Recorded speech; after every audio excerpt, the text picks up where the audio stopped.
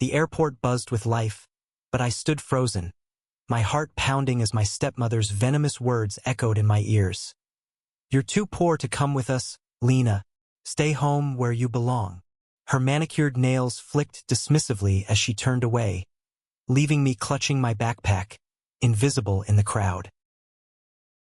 I was 30, independent, and no stranger to her cruelty, but this cut deeper than usual.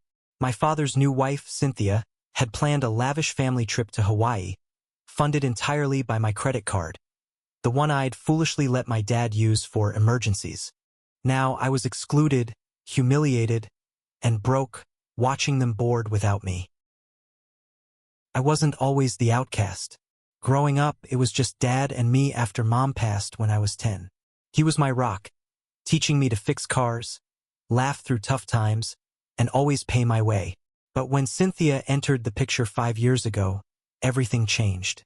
She was 50, glamorous, and obsessed with status, treating me like a stain on her perfect life. My half-brother, Ethan, only 16, was caught in the middle. Too young to challenge her, but old enough to sense the tension. This trip was her idea, a family bonding scheme she pitched to Dad. I'd agreed to cover the costs, thinking it'd be a chance to reconnect with him. Instead, Cynthia manipulated the plan, booking first-class tickets for herself, Dad, and Ethan, while telling me there was no room for me. Worse, she'd maxed out my card $15,000 gone on hotels, flights, and her designer wardrobe. I stood in the terminal, watching them disappear into the gate. Ethan glanced back, his eyes apologetic, but Cynthia's smirk burned into me. "Poor Lena," she'd sneered earlier, loud enough for strangers to hear. "Maybe next time you'll have enough money to keep up." Rage simmered in my chest, but something else sparked too. Resolve. I wasn't the helpless kid she thought I was. I pulled out my phone, opened my banking app, and stared at the card details. A dangerous idea formed. If they thought they could use me and leave me behind, they were about to learn a hard lesson. Back home, I sat at my kitchen table, the silence deafening. My apartment was modest but mine, paid for by years of grinding as a freelance graphic designer. Cynthia's words, "Poor Lena," looped in my mind, each syllable a jab at my pride. I wasn't poor. I was careful, responsible, and apparently too generous. That ended now. I called my bank. "I'd like to report a card as stolen," I said, my voice steady despite the adrenaline. The representative asked for details, and I explained the unauthorized charges, leaving out the messy family drama. Within minutes, the card was frozen. Every purchase Cynthia tried to make in Hawaii, her luxury spa days, her 5-star dinners, would be declined. I pictured her face, red with fury, and felt a flicker of satisfaction. But it wasn't enough. I wanted them to feel the sting of being stranded, just as I'd felt standing alone in that airport. I logged into the travel app and accessed the return flight bookings, all tied to my account. My finger hovered over the cancel button. Was this too far? Dad's face flashed in my mind. His tired smile, his loyalty to Cynthia. He'd let her walk all over me. I clicked cancel. The next morning, my phone exploded with notifications. Missed calls from Dad, texts from Ethan, and voicemails from Cynthia, her voice dripping with rage. "Lena, what the hell did you do? Fix this now." I ignored them, letting the silence speak for me. Ethan's texts were softer, pleading, "Lena, I didn't know she'd exclude you. I'm sorry. Please help." Guilt tugged at me. Ethan was just a kid, caught in Cynthia's web. But this wasn't about him, it was about her. She'd spent years belittling me, undermining my place in the family, and now she'd crossed a line. I wasn't just fighting for myself. I was fighting for the respect I deserved. I spent the day working, trying to distract myself. But as evening fell, doubt crept in. Had I gone too far? Canceling the card was one thing, but stranding them in Hawaii, thousands of miles from home, was another. I pictured Dad, stressed and confused, and Ethan, stuck in the middle. My resolve wavered, But then I remembered Cynthia's smirk, her cruel words. No, they needed to face consequences. By night, I got an email from the airline confirming the cancellations. They were stuck unless they could pay their own way back. Cynthia's bank account, I knew, was a revolving door of overdraft fees. She'd relied on my card for everything. Dad's savings were modest, barely enough for an emergency. A small, vindictive part of me hoped they'd have to beg for help. As days passed, the reality of what I'd done sank in. I wasn't a vengeful person, but Cynthia's cruelty had pushed me to a breaking point. Still, I couldn't shake the image of Ethan, stranded and scared. I texted him, "You okay? I didn't mean for you to get hurt in this." His reply came fast, "I'm fine, but Mom's freaking out. Dad's trying to fix it. Why'd you do this, Lena?" I didn't answer. How could I explain the years of hurt, the way Cynthia's words had chipped away at me? Instead, I focused on work, pouring my energy into a new design project. But every quiet moment brought their faces to mind. Dad's disappointment, Ethan's confusion, Cynthia's rage. I wanted justice, but at what cost? By the 5th day, Dad called again. His voice was heavy, not angry. "Lena, we're stuck here. Cynthia's a mess, and Ethan's upset. I know things have been rough, but this isn't you." His words hit like a punch. He was right, this wasn't me. But it was too late to undo it. Or was it? I hung up, my mind racing. I could reinstate the card, book new flights, and end this. But that would mean letting Cynthia win again. Or I could let them figure it out, forcing them to face the mess they'd made. For the first time, I felt the weight of my power and the responsibility it carried. What I did next would define not just this trip, but our family's future. The phone call from Dad lingered like a bruise. His voice, usually so steady, had cracked with exhaustion, and I could almost see the lines deepening on his face. I sat on my couch, staring at the blank TV screen, replaying our fractured family history. Cynthia had driven a wedge between us, but Dad wasn't blameless. He'd let her. I opened my laptop, checking the travel app again. The canceled flights stared back at me, a digital monument to my anger. I imagined them in Hawaii scrambling for solutions. Cynthia would be screaming at hotel staff, her usual tactic when things didn't go her way. Ethan would be quiet, scrolling his phone, avoiding her tantrums. And Dad? He'd be trying to hold it all together as always. A memory surfaced. Dad and me years ago camping by Lake Michigan. I was 12, still raw from losing Mom. He'd taught me to build a fire, his hands guiding mine as we stacked kindling. "Life's like this, Lena," he'd said. "You start small, stay patient, and it'll catch." That patience was gone now, replaced by Cynthia's demands and my resentment. I shook off the memory and checked my bank account. The frozen card had stopped all charges, but the damage was done. $15,000 I couldn't afford to lose. I'd have to negotiate with the bank, maybe file a fraud claim, but that would take weeks. For now, I was stuck just like they were. The irony wasn't lost on me. Ethan texted again. "Mom's trying to borrow money from some guy at the hotel. Dad's pissed. This is bad, Lena." My stomach twisted. Borrowing money? That was a new low even for Cynthia. I pictured her flirting with some sleazy businessman, her charm weaponized to fix her mess. The thought made me sick, but it also fueled my resolve. She didn't get to play the victim. I called Ethan, needing to hear his voice. "Hey," I said when he picked up, his breathing shaky. "You holding up?"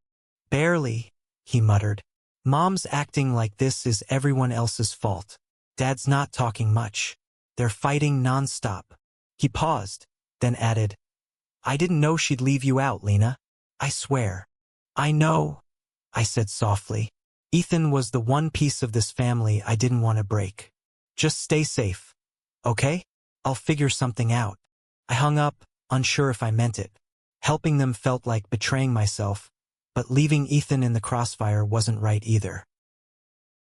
I spent the day researching options. Reinstating the card would be simple, but it would mean swallowing my pride. Booking new flights was another option, but I'd need to dip into my savings. Money I'd saved for a new laptop, my one indulgence. The thought of bailing them out after Cynthia's cruelty made my blood boil. I needed a middle ground, a way to help Ethan and Dad without letting her off the hook. By evening, I had a plan. I'd book economy flights for Dad and Ethan, leaving Cynthia to fend for herself. It wasn't perfect, but it would get them home without rewarding her. I logged into the airline's website, my fingers hesitating over the keyboard. The cost was steep, $1, $200 for 2 tickets, but I could swing it. I selected the flights, entered my savings account details, and hit purchase. The confirmation email pinged, and relief mixed with dread. I texted Dad the details. Flights booked for you and Ethan. Tomorrow, 6 p.m. Cynthia's on her own. His reply came minutes later. Thank you, Lena. I'm sorry. No explanation, no defense of Cynthia, just an apology. It wasn't enough, but it was a start. Cynthia's voicemail came next, shrill and unhinged. You think you're clever, stranding me here? You're nothing, Lena. Nothing. I deleted it, her words losing their sting. She was unraveling, and I wasn't going to let her drag me down with her. The next morning, I woke to a flurry of texts from Ethan. Dad and I are at the airport. Mom's freaking out. She can't afford a ticket. She's begging random people for help. I pictured the scene. Cynthia's designer sunglasses hiding her panic as she worked the terminal like a con artist. Part of me wanted to see her fail, but another part, a smaller, softer part, worried about the fallout. I called Dad. You guys okay? I asked, keeping my tone neutral. We're boarding soon, he said, his voice low. Cynthia's not handling it well. She's trying to get a loan from some guy she met. I don't know what to do, Lena. Let her figure it out, I said, sharper than I meant. She made this mess. There was silence on the line, and I softened. Just get home safe, Dad. We'll talk then. Hanging up, I felt a strange mix of triumph and guilt. I'd taken control, but at what cost? Dad and Ethan were coming home, but Cynthia was still out there, scheming. And deep down, I knew this wasn't over. She'd come back swinging, and I'd need to be ready. Dad and Ethan's flight landed at 2 a.m. I didn't go to the airport.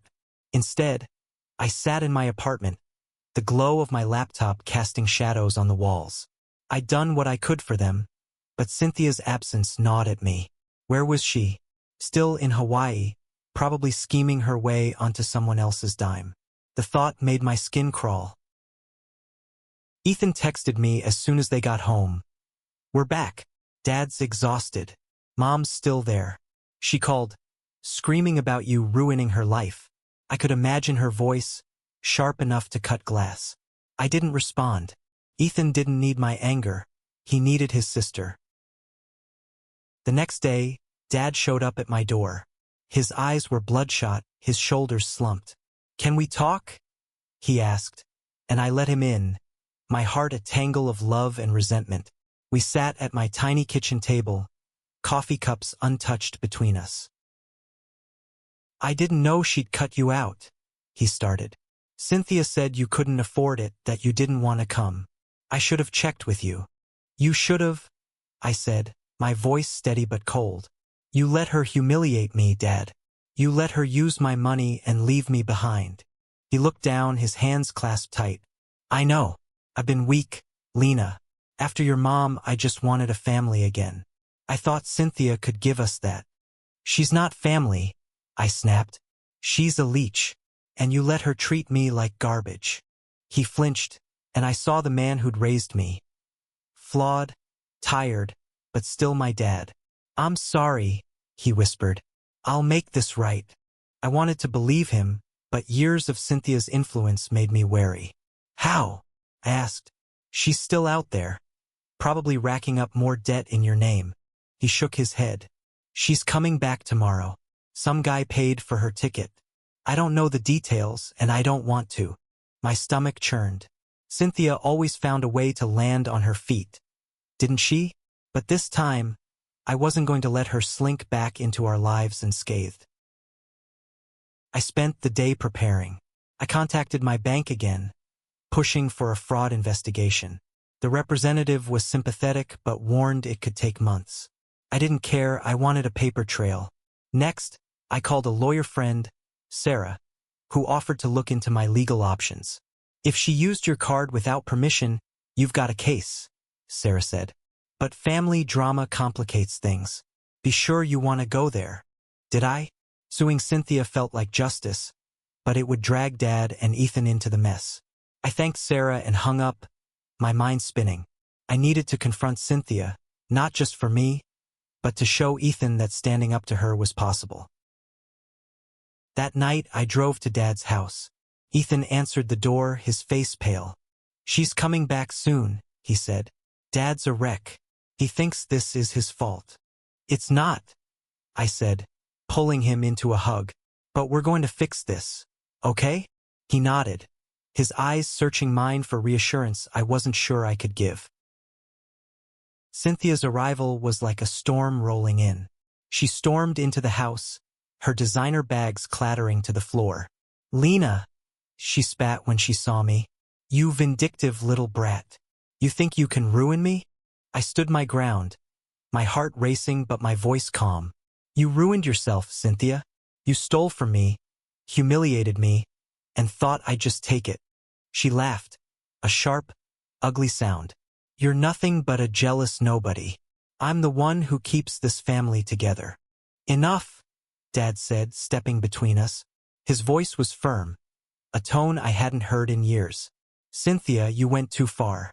This stops now. Her eyes widened, then narrowed. You're siding with her? After everything I've done for you? You've done nothing but manipulate and spend, I said. And I'm done letting you. Ethan hovered in the doorway, watching. I saw the conflict in his eyes, loyalty to his mom, but also to me. I softened my tone. Ethan, this isn't about you. I love you, but she needs to face what she's done.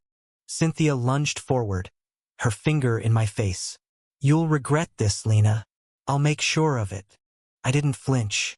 Try me, I said, and for the first time, I saw fear flicker in her eyes. The standoff in Dad's living room felt like the climax of a war I hadn't wanted to fight. Cynthia's eyes blazed, but I held her gaze, refusing to back down. Ethan's quiet presence in the doorway anchored me. He deserved better than her chaos. Get out of my house, Cynthia hissed, her voice low and venomous. It's my dad's house, I shot back, and I'm here for him and Ethan, not you. Dad stepped forward, his face grim. Cynthia, sit down. We're talking this out. She scoffed but sank onto the couch, her arms crossed. Dad turned to me, his expression pleading. Lena, I know I've let you down, but we need to find a way forward. We sat, an uneasy truce settling over the room. I laid it out. The $15,000 she'd spent, the humiliation at the airport, the canceled flights. Cynthia rolled her eyes, but Dad listened, his jaw tightening with every word. I trusted you, I said to him. I gave you access to my card for emergencies, not for her to play queen.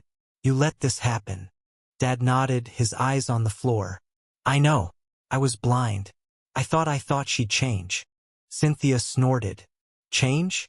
I was making this family better. Lena's just too small-minded to see it.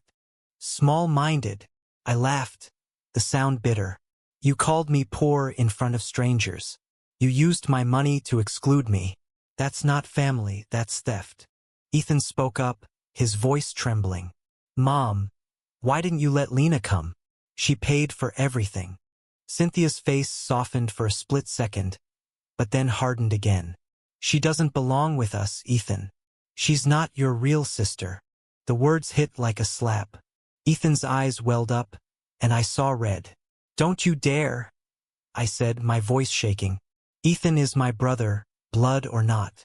You don't get to decide who's family. Dad slammed his hand on the table, startling us all. Enough, Cynthia. You've done enough damage. The room fell silent, the air thick with tension. Dad turned to me, his voice softer. "Lena, what do you want? How do we fix this?" I took a deep breath, knowing my answer would change everything. "I want her to pay me back, every cent. And I want her to stop treating me like I'm less than her." Cynthia laughed, but it was hollow. "Pay you back? With what? You know we don't have that kind of money." "Then sell your bags," I said, nodding at the pile of designer luggage. "Sell the jewelry, the clothes. You wanted to live like a queen. Figure out how to pay for it." She paled, her bravado cracking. Dad nodded slowly. "She's right, Cynthia. You spent Lena's money. You need to make it right." For the first time, Cynthia had no comeback. She stared at the floor, her hands twisting in her lap. I felt a pang of pity. She was pathetic in a way, but pity didn't erase the hurt. Over the next few days, things moved fast. Cynthia reluctantly agreed to sell some of her things, but I knew she'd drag her feet. I pushed forward with the fraud claim, documenting every unauthorized charge. Sarah, my lawyer friend, helped me draft a formal demand letter, outlining the $15,000 and giving Cynthia 30 days to repay or face legal action. Dad started sleeping on the couch, a quiet rebellion against Cynthia's reign. Ethan spent more time at my place, helping me with small design projects. "I'm sorry about Mom," he said one night, his voice small. "I didn't know she was like this." "She's always been like this," I said gently. "You just didn't see it. But you're not her, Ethan. You're better." He smiled, a flicker of the kid I'd always protected. I realized then that this fight wasn't just about money. It was about showing him what standing up looked like. Cynthia's first payment came a week later. $2,000 from selling a handbag. It was a start, but nowhere near enough. She texted me, her tone dripping with resentment. "Happy now? I'm selling my things because of you." I didn't reply. Let her stew. Dad and I started talking more, rebuilding the bridge Cynthia had burned. He admitted he'd been wrong to let her control the family. "I was scared of being alone again," he said. "But I lost you in the process." "You didn't lose me," I said, my throat tight. "But you need to choose her or us." He didn't answer, but his silence said enough. Change was coming whether Cynthia liked it or not. Weeks passed, and the $2,000 from Cynthia's handbag sale sat in my account like a grudging apology. She hadn't sent another cent, and her texts grew nastier, blaming me for tearing the family apart. I ignored them, focusing on work and Ethan, who was spending more time at my apartment than at home. Dad was trying, but the tension in their house was a powder keg. One night, Ethan showed up with a duffel bag. "Can I stay here for a while?" he asked, his eyes avoiding mine. "Mom and Dad, it's bad." "Of course," I said, pulling him into a hug. "You're always welcome here." Ethan settled into my spare room, his presence a reminder of why I'd fought so hard. Over pizza, he opened up about the fights at home, Cynthia's tantrums, Dad's withdrawal. "She's selling more stuff," he said, "but she's acting like it's your fault she has to." "It is her fault," I said, keeping my tone even. "She made choices, Ethan. We all do." He nodded, picking at his slice. "I just want things to be normal again, like when it was just you and Dad." I swallowed hard, the memory of those days bittersweet. "We'll get there," I promised, hoping I could keep it.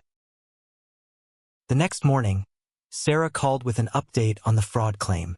"The bank's investigating," she said. "They're leaning toward classifying the charges as unauthorized, but it's slow.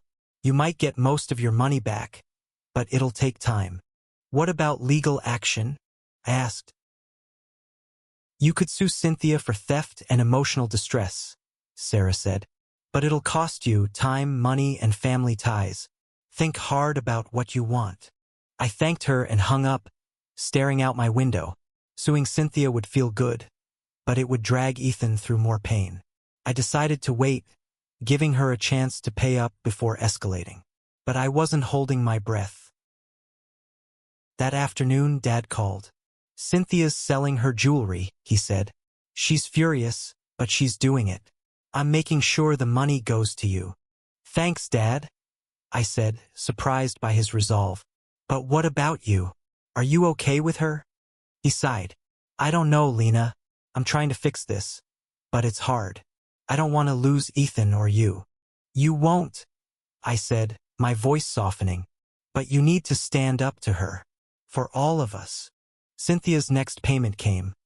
A measly $1,500 from a necklace. Her accompanying text was venomous. You're destroying me, Lena. I hope you're proud. I wasn't proud, but I wasn't sorry either. She dug her own grave. Ethan and I fell into a routine.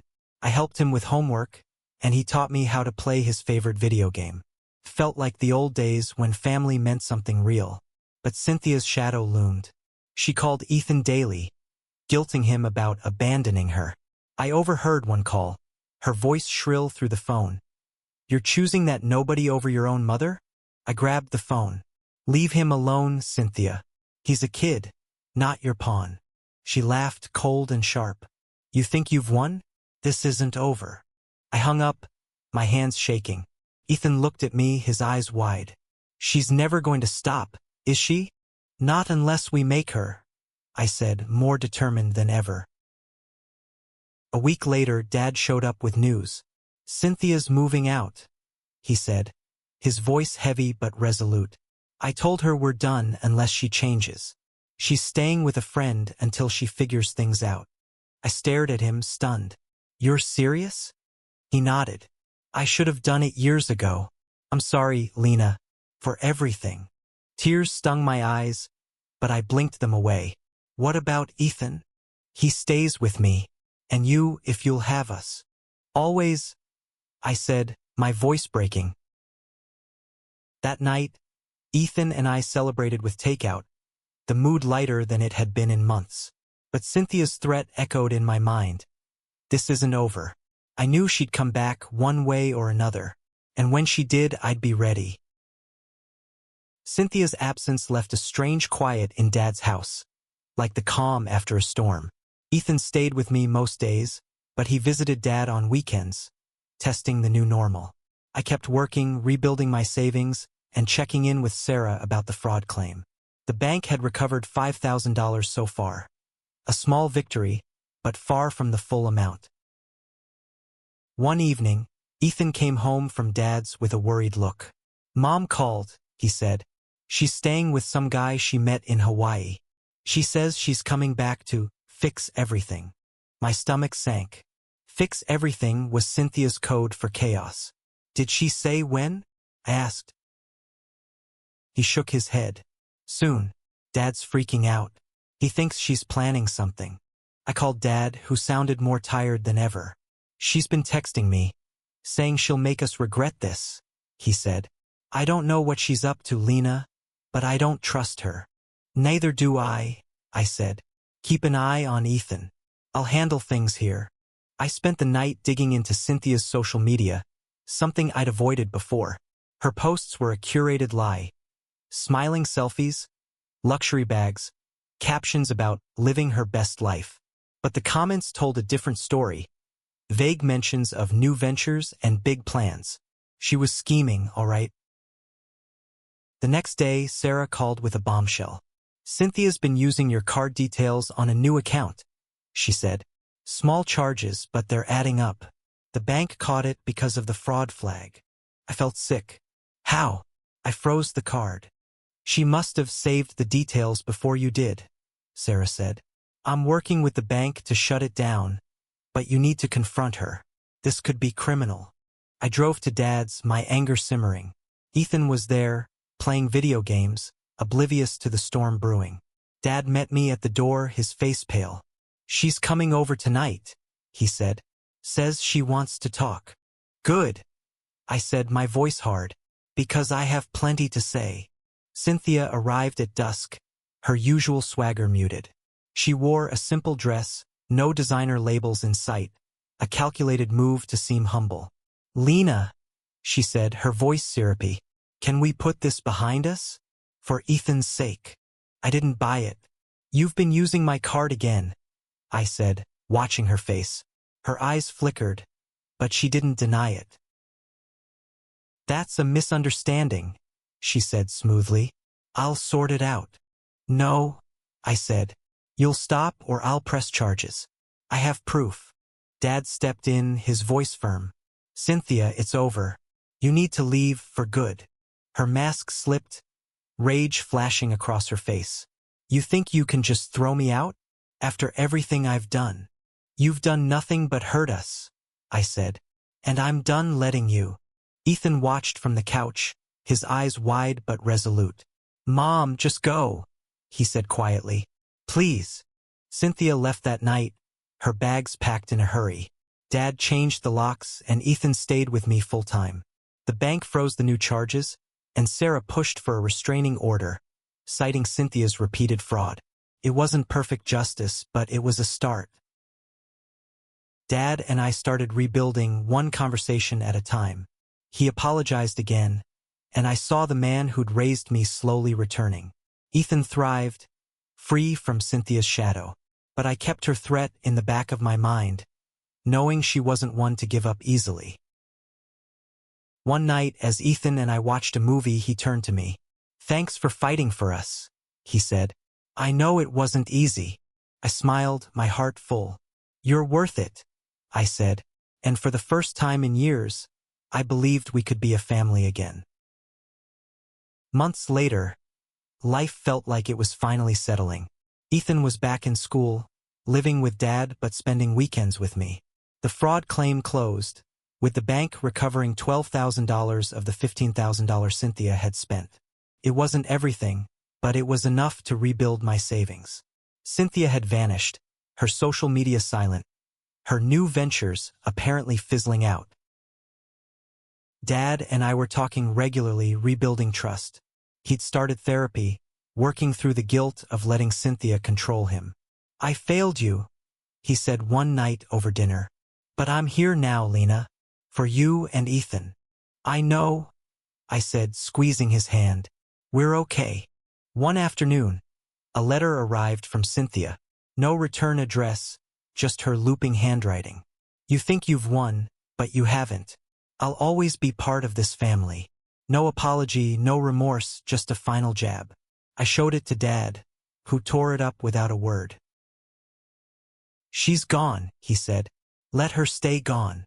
Ethan struggled most. He loved his mom, despite everything, and her absence left a hole.